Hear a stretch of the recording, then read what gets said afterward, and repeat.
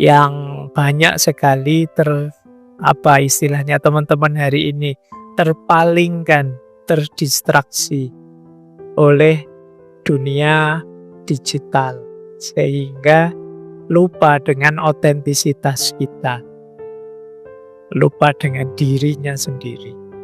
Sebenarnya kalau ditelusuri, kenapa sih Pak banyak orang kok nggak otentik, tidak jadi dirinya sendiri, tidak mengikuti passionnya kalau bahasamu hari ini ya. Jadi yang dikerjakan apa, padahal yang diinginkan apa. Ada ndak di sini yang kuliahnya merasa salah jurusan? Wong ya hidup sekali kok ya salah jurusan. Oke ya, jadi begini. Kalau untuk hari ini, kenapa sih kita kok mudah sekali terdistraksi, mudah sekali tidak otentik?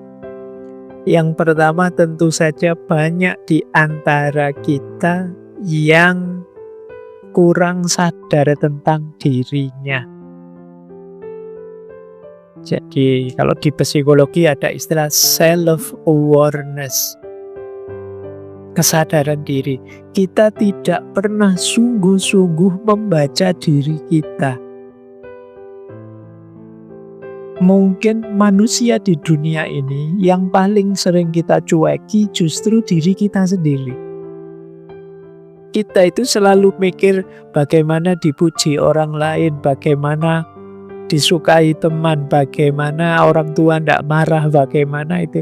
Yang sering kita lupakan justru keinginan diri kita sendiri. Kenapa bisa begitu? Kita memang tidak pernah membacanya, tidak pernah berusaha memahaminya.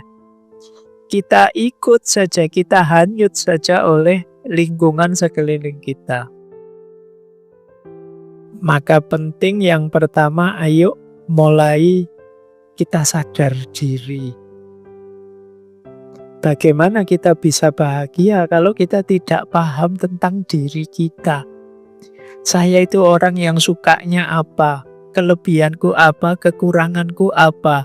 Keinginanku kemana? Dan lain sebagainya. Ayo mulai kita pahami. Setelah ini teman-teman boleh bikin list di kamarnya masing-masing ya.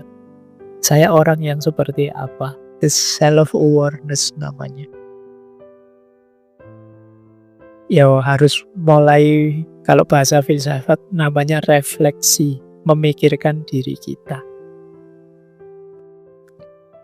Sulit Pak, saya mikir diri kita itu tidak ketemu-ketemu Pak. Gimana ya Pak caranya? Saya rasanya refleksinya tidak terlalu bagus. Kalau tipsnya Imam Ghazali, lagi-lagi mumpung beliau banyak saya ingat malam hari ini, beliau menyarankan kalau kita memang merasa tidak mampu membaca diri kita sendiri, ada cara kedua yaitu cari sahabat. Cari teman yang enak diajak ngomong, bisa saling terbuka, bisa saling membaca. Teman kita yang ini itu mungkin bisa, oh kamu itu orangnya begini loh, kamu dikurangi ininya, itu enak kalau punya sahabat ya.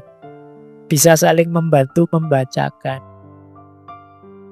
Kalau masih sulit, Pak, sahabat saya itu selevel sama saya semua Pak. Ya ditanyain juga, nggak nyambung. Gimana bisa ngasih masukan ke saya ini? Itu apa sudah ya. Jadi kata Imam Ghazali ada jalan terakhir, cuma ini agak pahit. Cari musuh. Mengapa begitu? Musuh kita adalah orang yang paling sibuk mencari kelemahan kita. Jadi berbahagialah teman-teman yang banyak hatersnya. Kita tidak perlu capek-capek, kekuranganku apa ya, kesalahan itu dicarikan sama haters-haters kita itu. Lumayan loh, kita tidak bayari, dapat orang yang mau membacakan kita gratis. Nah, jadi kunci pertama ini ya, ayo kita kenali diri kita. Kunci segala hal nanti di sini. Kalian ingin maju, kalian ingin otentik, kalian ingin seperti apapun, self-awareness. Kesadaran diri, kenali dirimu. Kalau dalam filsafat, kalimat ini terkenal sekali diucapkan oleh Socrates.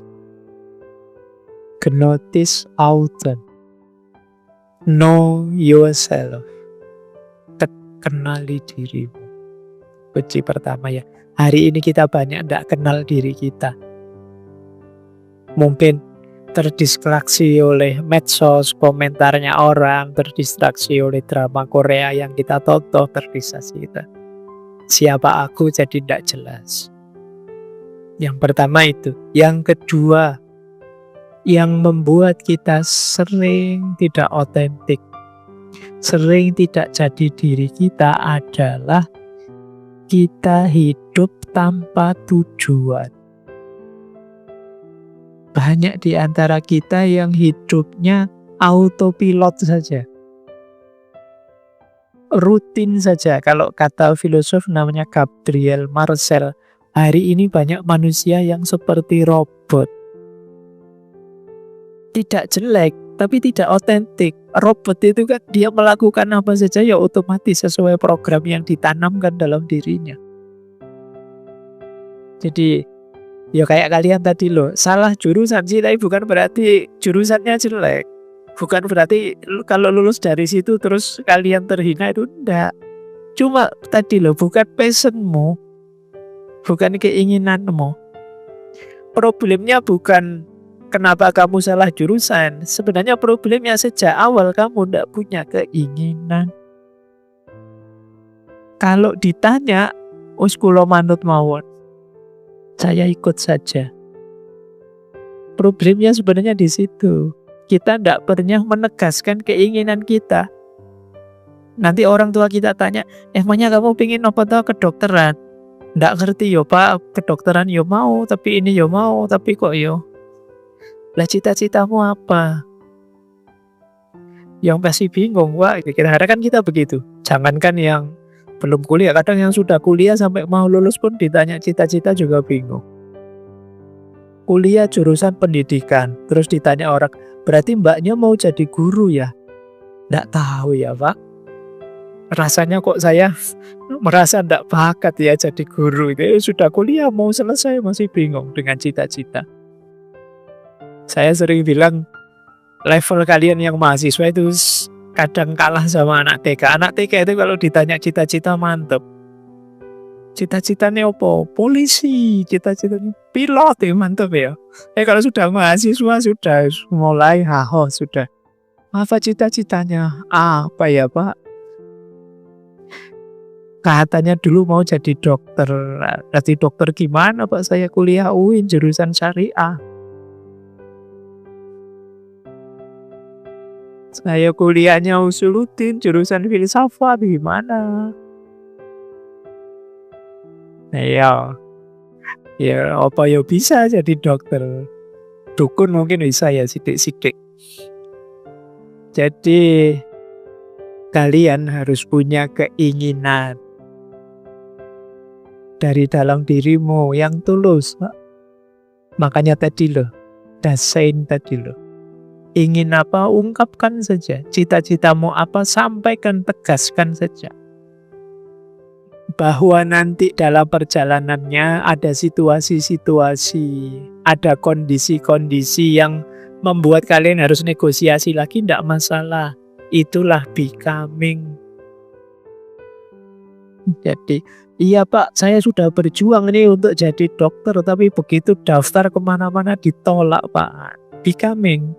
Coba deh nego lagi, apa ya memang saya harus dokter. Ya mulai ya. Jadi yang kedua tetap hidup kalian harus punya tujuan. Kalau tidak punya tujuan, tidak diarahkan kemana. Kalau tidak punya tujuan, apa kalian bisa menilai kalian salah jalan, salah arah, sudah pas atau tidak? Kalau kalian tidak punya tujuan, apa berani bilang saya sudah maju ini Pak? Maju itu kan semakin dekat dengan cita-cita. Berhasil itu ketika cita-citamu diraih. Seperti apapun prestasimu, kalau kamu tidak punya tujuan, orang belum bisa menyebutmu sukses. Sukses itu kalau keinginanmu apa terus tercapai. Jadi yang nomor 2, penting ya teman-teman hari ini punyalah tujuan, cita-cita. Yang nomor 3, kalau tadi ya, yang pertama berarti ilmu, pengenalan diri sudah, yang kedua cita-cita sudah, yang ketiga carilah circle yang mendukung. Ya. Jadi cari circle yang membuatmu jadi otentik. Jangan ambil circle yang membuatmu tiap hari palsu. Yang mengizinkanmu jadi dirimu sendiri. Kan ada banyak circle kita mungkin yang tidak mengizinkan kita jadi diri kita. Kita ingin begini, enggak boleh itu, enggak sopan. Kok kamu yang syar'i sedikit? Oh, berarti kita sulit jadi diri kita, salah terus di mata dia. Ini berat, kita jadi otentik. Maka cari circle yang cocok. Mungkin bagi yang sedang terjebak circle yang toksik, segera mengevaluasi diri. Karena berat kalian kalau ingin menampilkan dirimu secara otentik tapi kemudian terhalangi oleh circlemu sendiri.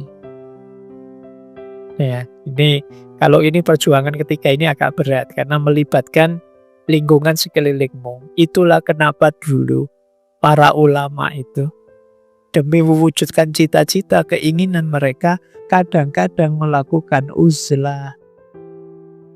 Uzlah itu menjauh dari keramaian dulu, biar tidak terkontaminasi dulu. Sehingga apa? Pribadinya jadi kuat. Kalau pribadi kalian sudah kuat, masuk ke circle manapun tidak usah khawatir. Karena yang terjadi akan sebaliknya. Bukan circlemu yang mempengaruhimu, tapi kamu yang mempengaruhi circlemu. Kalau posisimu di situ aman. Tapi kan sementara ini kita lebih sering posisinya yang dipengaruhi.